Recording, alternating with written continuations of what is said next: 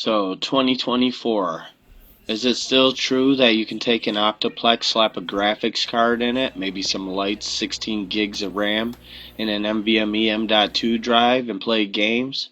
Well, we did just that, and for under $200, you could be PC gaming today. First game we tested out was Assassin's Creed Mirage, and as you can see, it's definitely putting up the numbers.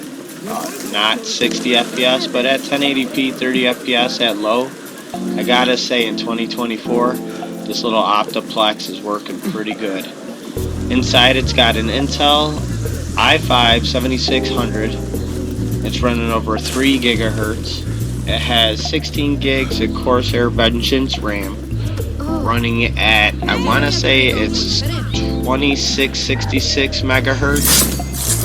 We went ahead and put in an M.2 drive for our Windows, and we have a 1 terabyte hard drive for games. This computer was originally designed to be built because I am a residence counselor and I wanted to build a gaming PC for my residents, but I wanted it to be as inexpensive as possible, so I went on and I wanted to see what I could get for under 200 bucks. And I gotta say, I was impressed. Right now we're playing Battlefield 2042 and it's running pretty smooth. It's around the same FPS. It's gonna be 1080p, 30, dips a lot, but runs smooth. My gaming skills are not up to par, so as you're about to see, I'm not saving any wars anytime soon by shooting helicopters from a mile away. But all in all, I was definitely impressed with the gameplay.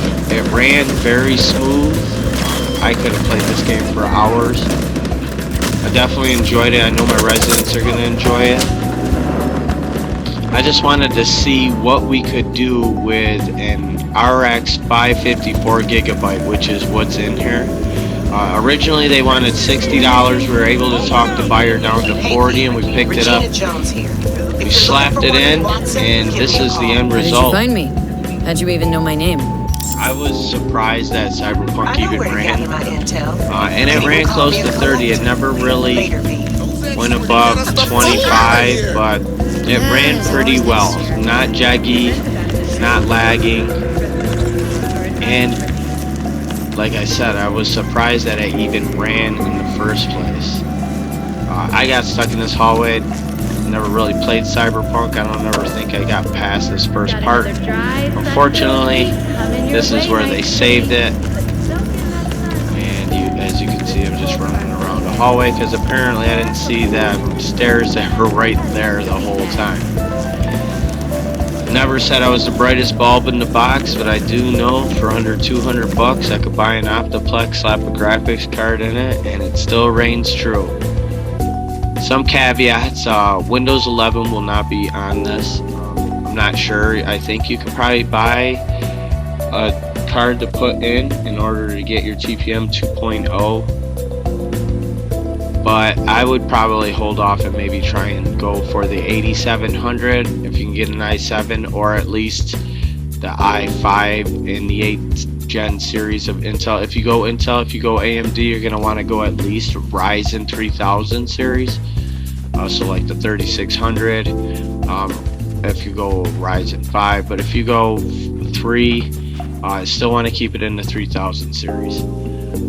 Fortnite ran like a champ, but I don't think anybody has ever questioned the stability of Fortnite on any machine. I've played this game on so many different computers, integrated graphics, dedicated graphics card, you name it, it'll play it.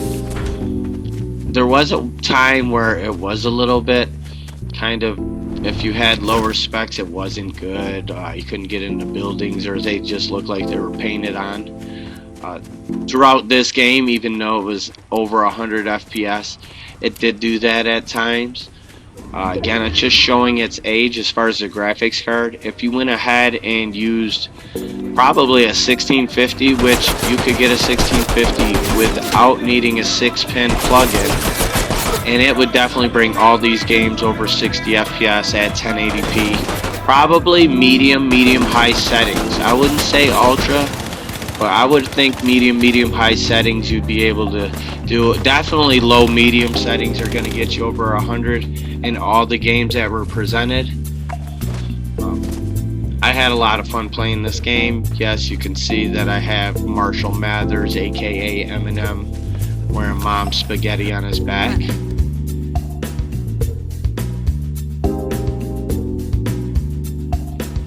The last game you're about to see was The Roadblock, Hitman 3.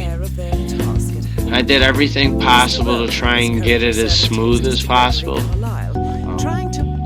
I did end up getting it to run, but at this point I wasn't really trying to play the game too much. I was just running around seeing what kind of FPS we could get. And let's see, I'm going to test a couple different ones that went all the way down to 720p because it just did not want to run.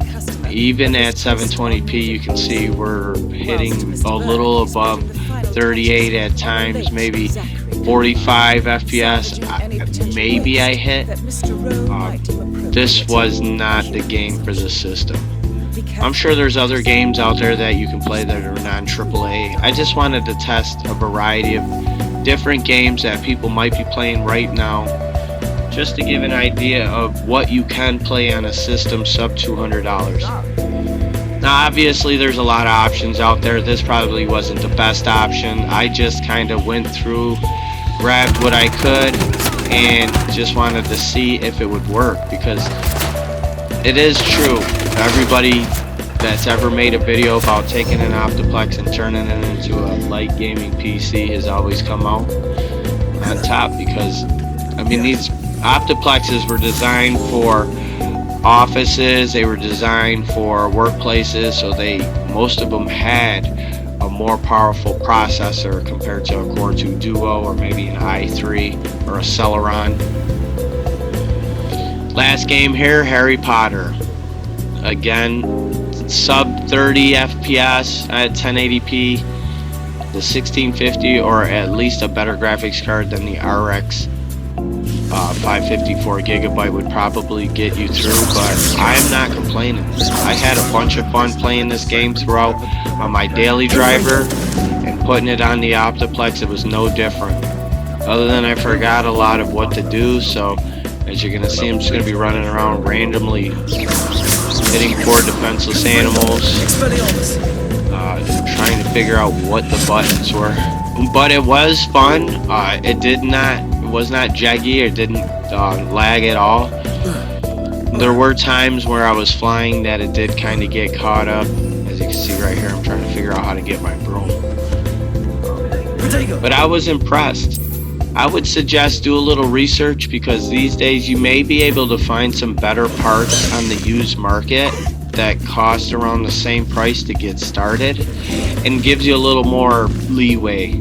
Unfortunately, Optiplex is made by Dell, and Dell likes to use proprietary parts, so it would be difficult to replace the power supply unit with a regular ATX, or to put in some other parts. You could probably get 120 millimeter AIO in there, but at the end of the day, I gotta say, I was very happy building this PC. If you liked the video, go ahead and hit that like button. If you dislike it, hit the dislike. And if you want to see more videos like this, go ahead and hit that subscribe button. Thanks for watching.